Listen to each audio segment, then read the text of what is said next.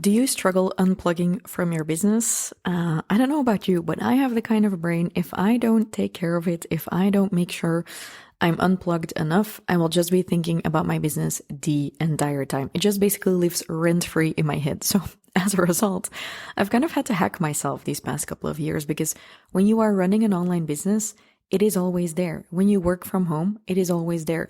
When you run a part of your business on your phone, it is always there. So I've had to go through a couple of phases of, going over my boundaries, resetting boundaries with clients, with my phone usage, taking better care of myself. This is an ongoing process, and I'm not saying I'm nailing it all of the time, but I have figured out a couple of things that really, really help me to unplug more from my business and to do more self-care without feeling guilty all the time. So I want to share with you how I'm doing that. And I'm not saying I have all of the answers, but my hope is just that throughout this episode, you will get a few insights in what you might also be able to do to unplug from your business, online or offline, a little bit more, and how to incorporate a little bit more self-care into your work routines, okay? Let's dive in. Hello, and welcome to Fail to Win, the show where we love to make mistakes and learn from them so you can turn your passion into profits and live life on your own terms. I'm Amy van der Putten from FastForwardAmy, your host and coach, and I'll bring you a new episode with simple strategies every Tuesday. Okay, so first of all, I believe that we aren't made to live the way we're currently living. What I mean by that is, if I look at the 1950s, I always look at the TV show Mad Men as an example. Not saying that's a great example because everyone is just like smoking and drinking all day long. But if you look at it back in the day, people had maybe like very intense jobs, but when they came home, they were home. I think for us, it's really difficult to unplug because when we come home, we are still WhatsApping, we are still on our phone, we are scrolling and we're seeing other people's lives. And I don't think we realize nearly enough how very toxic that gets to be for our brain, and that might not be really good. I read somewhere like your brain is not made to be comparing yourself subconsciously to other people all of the time. And I think sometimes for me, for example, I'll get really overstimulated. And if I look at it objectively, my life is fine and nothing is actually on fire, but it starts feeling that way because you're doing one thing and you get, an annoying email or you see a message or whatever. So I've really had to start managing all of that so that I don't overstimulate myself. Me personally, I'm highly sensitive. I'm actually introverted, but I have a very extroverted job. So just like basically managing my energy all the time is really important because when I show up for my clients, when I show up for my family and friends, I want to be the best version of me. And that means that I have to start being the best version of me to me. But this has been a lifelong exercise for me. So the first thing I notice when I'm starting to get very annoyed or irritated, or I'll start having a little bit of a temper or like lose my patience very quickly with my partner, for example, it's usually because I'm overstimulated, and it just simply means that I need to start unplugging more. So the busier you get, the more important that is. I'll give you a really easy example. A while back, Jonathan and I, my boyfriend, we noticed that whenever we would have a really nice evening out, we would be so relaxed and in the car and still chatting, and then we'd come home, we'd sit down and we would take out our phone, and then all of a sudden we wouldn't be talking to each other anymore, and we'd be spending 30 minutes just like scrolling. Where we were super relaxed when we got home from dinner and our date night, then we would fall into that trap of like going online again and seeing like, hey, what's happening in the world, and like getting that dopamine rush in. But I'm always saying, like, when did you put down your phone after 30 minutes of scrolling and we're like, oh, I'm super happy now? Or when did that make your life better?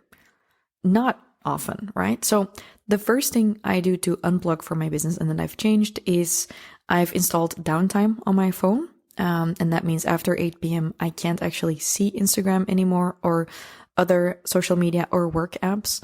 And I also make sure I never have any notifications on my phone. The only notifications that are on my phone are when I'm getting a phone call or sales notifications. I'm not at the point where that's annoying enough to turn it off. I love getting notifications in from sales. And what I've also done with my phone is I have a second phone. That's my content phone. And basically, there's no WhatsApp on there, there's no incoming calls or whatever, and that's just my phone that I can use to create content, but it's geared to not distract me. So when I'm creating content or I have to do stuff like right now recording a podcast, I won't be distracted by that phone. And I just have some self-imposed rules. My phone never goes to the bedroom. I have a separate alarm clock.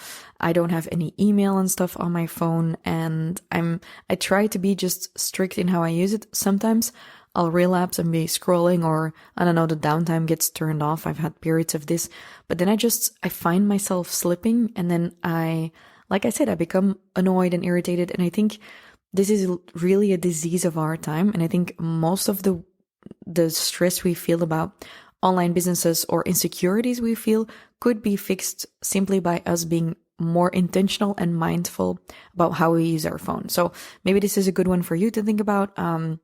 What is it that you could change? I think for most of my clients, it's been not bringing their phone into the bedroom or checking it first thing in the day or last thing at night. And that starts with buying an alarm clock. So I have a Philips wake up light. I've had it for years. It works wonders. My charger is somewhere else. So having that habit of like charging your phone in a different room, not bringing it into your bedroom, I think works really, really well. The second thing that has helped me to unplug from my business when I'm not working is I have a very clear schedule and to-dos on certain days. So I know this doesn't work for everyone, but it works really well for me. I work in theme days. So I have Mondays for marketing, I have Tuesdays for sales and strategy, I have Wednesdays for my second business, I have Thursdays for coaching, and I have Fridays for operations. And it also means that within those days, I have a very clear schedule. For example, Monday morning, usually for me, is podcasting. Guess what I'm doing right now? It's Monday morning, it's 11 a.m., and I'm podcasting. I don't really have to think about it. I just know I need to do it. And I couldn't distract myself earlier by going on Instagram and scrolling because I knew, hey, you have 2 podcast episodes to record and create all of the content for. So I couldn't do that. I also know Tuesday afternoons, I have meetings with my team. So it helps me that those days are structured like that because I also know when I'm done. And this is where I see it's getting fucked up for so many people, is that they feel like they have an endless to-do list and they're also always working day to day, week to week, but they're not working month to month. And I'm going to be very, very upfront with you. This is difficult for me as well. I don't know if we are a little bit alike. I don't know. You tell me. Are we kind of the same person? But I am a visionary person. I get so many ideas. I'm also impatient. So if I get an idea, I'd love it to get done today. I'd love to create it today. When I'm creating podcast episodes, for example, it's really difficult for me to think of a new episode and be like, oh, I could create a new lead magnet to go along with that. I'm like, no, Amy, you're going to choose a lead magnet you've already created. Like, I always have to hold myself back. But what is very bad about that, especially for your brain and for also feeling satisfied from work, is that you might start feeling like you're never finished. But the way I work with my task schedule and my to-do list is I know today I'm going to finish recording all of the episodes for the upcoming month. And when I've done that, I'm done. But what if you would set really big goals, or you would always just write down everything you need to do for an entire week and that would be your to-do list? That would be really, really demotivating because from Monday until Friday, you would be not finished. You wouldn't have it done. So really looking at what actually needs to happen this week or this month and then dividing it up by the days you need to do it so that you also know at the end of the day that you are done and you hit your deadlines and you've finished all of the work you need to do is really calming because you can actually unplug and you can actually wrap up at the end of the day and be like, today I did what I needed to do and now I close off and I turn off my laptop. So this is something I would recommend you do, is create an ideal week schedule for yourself.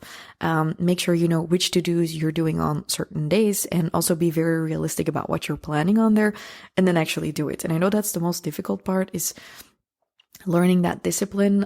What has helped me in the past is working with virtual assistants and team members. So I had to do it, is committing myself to certain things. For example, with my podcast, I've committed myself in the past to publishing an episode every single Tuesday. And that worked really well because my audience was waiting on it. So I knew I had to create it. And now I've made this commitment with myself that I always want to have all of my podcasts done 1 month before. So currently, I'm going to be really honest with you. It's not November. It's October as I'm recording this. It's Monday, the 28th of October. My deadline is by the end of this month, which means Thursday.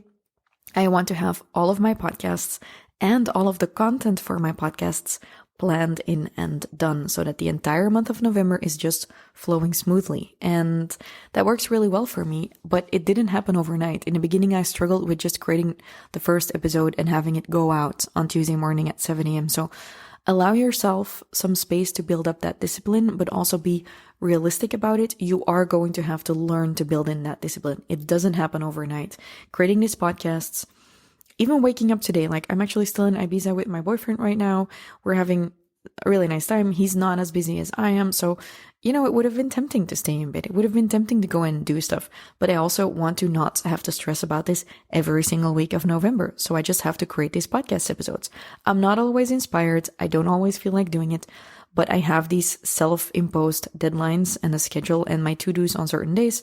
And today was a day I needed to create these last 2 episodes. So I did it. So start being honest with yourself. I think stop looking at your business as a hobby and start taking it seriously, and start making a schedule for yourself that you stick to. Make it work for you. I have been revamping my schedule like every quarter. I look at it, I'm like, what's working, what isn't working. Marketing takes up a lot of my time. Creating my sessions and hosting my sessions takes up a lot of time. So if I'm not disciplined, it's just not going to get done on time. And then I'm stressed and then my cortisol peaks and I don't want that. So this has helped me. The way that it helps you unplug is that you know when you are done, because you're not always just looking at an endless list of to-dos. So basically like just seeing my to-do list being done for the day really, really helps me. And that doesn't mean that everything has been done. It just means for that day or for that week, I'm done. And I also always plan my week in advance. On Fridays, I take time to plan out my next week. The third thing that has also helped me to unplug is having clear goals. So this is kind of in line with what I was saying about the previous topic, is that a lot of people, they don't really set goals, or they just set one goal and then they keep on working until they hit that goal. And it's never enough for them, or they don't have any goals and they're just like always aiming for more and it's never enough. But when you have really clear goals, you can also be like, oh, we hit that goal. Oh, I can let go now, or I don't need to stress about that sales target anymore because we've hit it, because you actually set realistic goals from the get-go. So setting goals, working in a staircase pattern, like I'll always set a break-even goal, a good goal, a super fucking happy goal. For example, we're currently selling out our event. We're almost at our first goal is 200 event tickets. Then we're going to get to 350 event tickets. My super fucking happy, amazing would be 500. I don't know if it's possible to hit that, but I'm going to try. But first, I need to make sure we have sold 200 tickets. Again, this is end of October. By the time you're listening to this, we'll have sold a bunch more tickets. But I just know by when I need to hit which goal so I can host the event. That's my first target, is 200 tickets. We're nearly there. And then I'm like, okay, then the next hurdle is going to be another 150 tickets. But at least I also know, for example, in the first day, I knew I wanted to sell 100 tickets in the first 24 hours.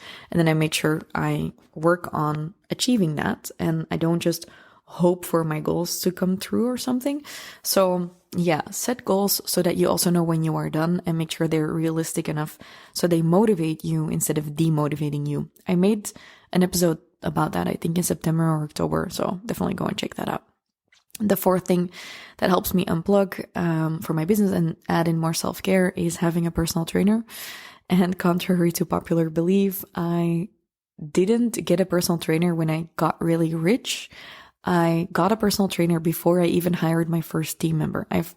From the get-go, I've always invested in coaches and personal trainers because I realized very quickly that building a business was fairly exhausting and not always simple. And of course, I didn't have myself as a coach. And that if I wanted to keep my energy high for podcasts, for clients, for all of the things I wanted to do in my life, that I needed to make sure that other people were giving me their energy and were hyping me up. And a personal trainer was a way for me to do that. When I work out, I have higher energy, I feel better, but I don't always have the discipline to unplug from my work. So it might be the middle of the day, I'm just getting going. I'm like, yes, I can do another podcast or another video, or I can just finish up this for my team or this or that. But it's my personal trainer who then forces me to do an hour-long workout, which then actually gives me energy back.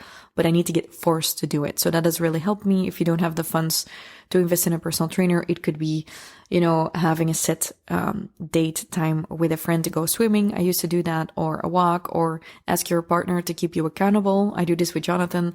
I tend to be lazy. I know that surprises you, or maybe it doesn't. It's for me, it's, how do I say it? I'm the least sporty person you'll ever meet. I'm not instinctively sporty. Like, I have to force myself to go outside. I have to force myself to go for a walk.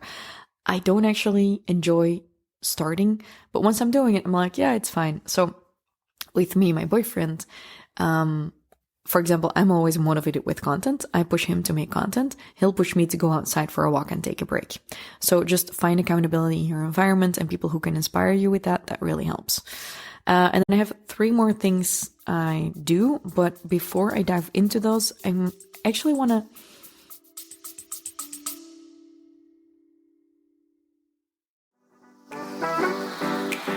Hey, just a quick break because I have something for you. If you're here and you've been listening for a while, you probably noticed that somewhere along the way, I kind of started changing the angle of my episodes. I stopped talking about how to start your business and started talking more about how to scale your business, how to lead, how to make more money independent from your time. And along with that, I have been talking more and more to CEOs, not just beginners anymore, although I love coaching those. I've silently been reshaping this podcast to really be the buddy for any ambitious CEO who's, starting to lead a team, who's having to deal with mistakes, and also who's bumping into their own nervous system. And this is also exactly what I have been adding in my product suite, because 2 years ago, I decided to start one-on-one coaching again, and I opened up a high-level mastermind, including one-on-one coaching and 6 monthly retreats. And currently, I am back to enrolling new members because I only choose a couple of people a year to work with so we can scale their business to $1 million and beyond. And right now, I have some capacity opening up to enroll a few more masterminders and to go on a retreat together. So if you've been listening, you're like, well, I do multi-6 figures, I like online marketing, I'd love to scale, and I'd love to have Amy as my personal business coach. I would love to see if we get to work together. So if you're interested in that, go ahead and apply so we can chat and see if this is a fit, which goes both ways, obviously. So either go to the link in the description of this episode or just go to Instagram and message me mastermind, and I'll personally message you. It's not automated, and let's chat and set up an intake call. Okay, talk soon.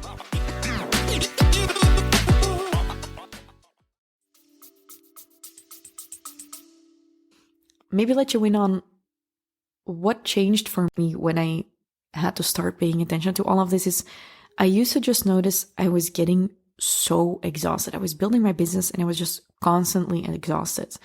And I remember my coach at the time, Sarah, she told me I used to have these really good weeks and these really bad weeks. Maybe you recognize that in your business as well. You have these weeks where you're insanely motivated, and then other weeks you're like, I hate this, I have no motivation, I can't seem to get anything done. I used to have these huge highs and lows. And what happened is when I had a high, I would keep going on that high and I would completely burn my energy and just push everything through. Because I was like, yeah, I still have energy. I would be working on my website really late at night. I would be doing projects, all of it. And then the next week, my tank would be empty. So Sarah taught me at the time, what if you teach yourself to stop on a high?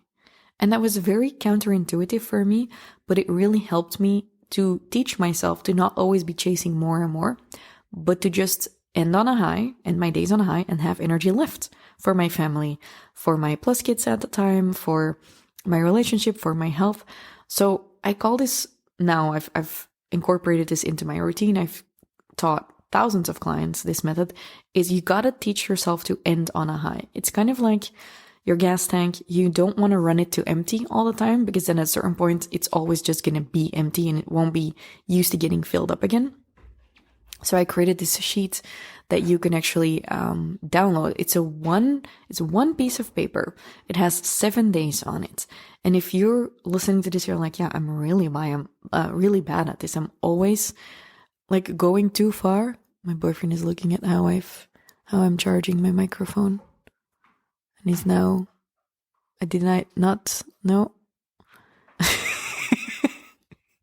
My boyfriend has issues with the way I charge stuff. He literally just walked into this room. We're at a friend's house in Ibiza, so we don't have our usual setup of recordings, and I'm trying really hard to focus while he's walking around almost naked. I'm gonna say this, he's almost naked. He's grinning now behind the scenes. Where was I? So the energy sheet. So I created this piece of paper. It has 7 days, and it's an exercise you can do just 1 week. It's only like you only need to do it 1 week. You print it out, and at the end of the day, you circle where you're ending. Are you ending in the yellow, in the green, in the orange, in the red? And you'll start seeing these patterns of like, how do you end your days? Are you ending on a high or ending on a low? And then it has 3 simple questions to answer every single day. And to this day, I still do this exercise every single week to learn from my patterns and to learn from my fuck ups. So this is my end on a high worksheet. I'd love to gift it to you because not only is it my mission, wow, blah, blah, blah, is it my mission to teach women to become financially independent, but also to do that without burning out, without burning yourself to the ground. And I think just simply doing the exercise on this sheet is really going to help you. So if you want to grab it, you can go to fastforwardamy.com/energy, or simply DM me the word. So message me on Instagram, energy sheet, all one word, and I'll send you the printable, print it out, put it just like next to your computer on your desk, and 1 week do the exercise, and you'll quickly see where you're doing well and what you could improve on. Okay? Go and grab it. So my last 3 hacks to unplug from my business more and to self-care more is I have really clear communications with my team on communication. So I see a lot of business owners run their business through WhatsApp. That would be my own personal fucking nightmare. I do not understand how this works. It annoys the shit out of me. My team and I, we do not talk to each other outside of working hours unless it's memes through our Instagram DMs. Or it's something really urgent, we would just pick up the phone and call each other, but we don't actually run business through WhatsApp. So that means on just normal working days, we have Slack that we use as a communication channel. I don't expect them to be in there the entire time. I do expect them to check it like at the end of the day, and then everyone will just log off. But I'm also not messaging them at night through WhatsApp, asking them a bunch of things.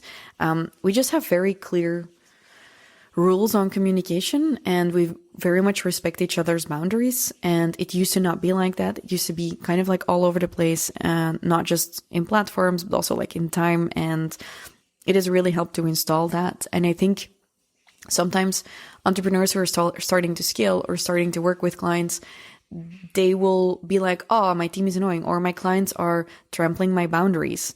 But then they'll do that as well. Like you'll be texting your clients through WhatsApp, and then you're annoyed when they're texting you on the weekend. Well, then you should use a different communication channel from the get-go. This is on you. You need to educate your clients. You need to educate your team. You need to install boundaries, because otherwise it might work for you for 6 months, but just imagine 5 years from now, or when you have a baby, do you still want it to be this way? For me, I'm very clear on the type of business I want to build. I'm very clear on what I want my life to look like when I have babies and kids running around. And I want my business to be a business. I don't want it to be my entire life. I'm very passionate about my business, but I also want a life outside of it. And I don't want to have to always be on. And I think that's really a disease of today's day and age. Okay. And then the last 2 are, this is actually the 6th one, is something Jonathan and I always laugh about when we're on vacation. Right now, we're not like we're here for a workation. We're doing some work together, but we've also had really fun dates. At the end of the day, we've been going hiking or to a restaurant or meeting up with friends. And I told him, like, oh, it's funny how here we do that, but at home, sometimes we struggle to wrap up. You know, we struggle to end on a high sometimes, because you can always do one more thing on a laptop, or you can always, you know, it's like fix one more thing. And then we said, yeah, we just need to plan in more fun activities. So hacking yourself by planning in something fun at the end of the day instead of having to cook or something, it really helps. But what we do in general is either we plan in something fun. I'll sometimes plan in some of my beauty appointments, so I have to stop working because I am someone who can keep going and I have to hack myself. Or what we'll do is we'll have a standing appointment to cook together, and we often cook together.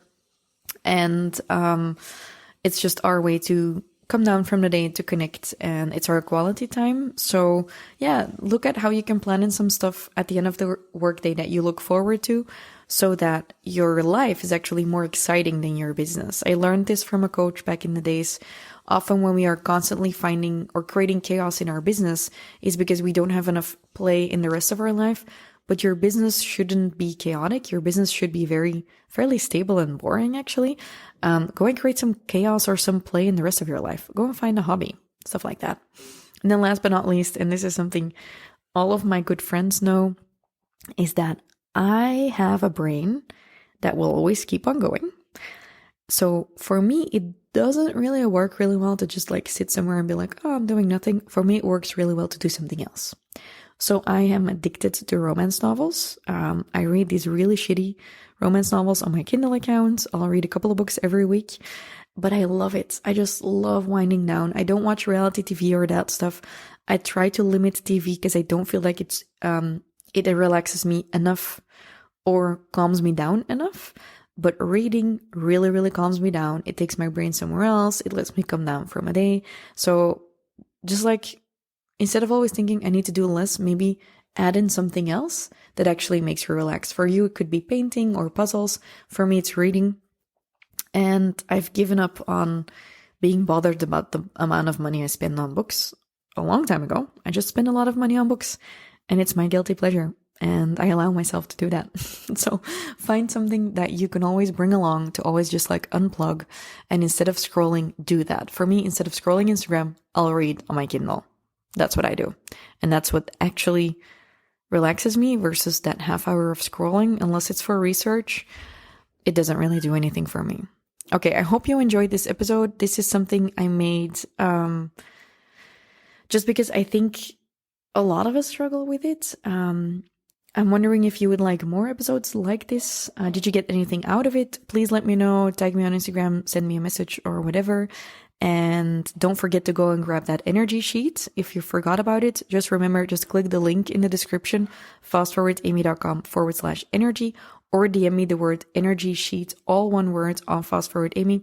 I'll send it over. You can print it out and just do the exercise for 1 week. Okay. Bye, and talk to you next week.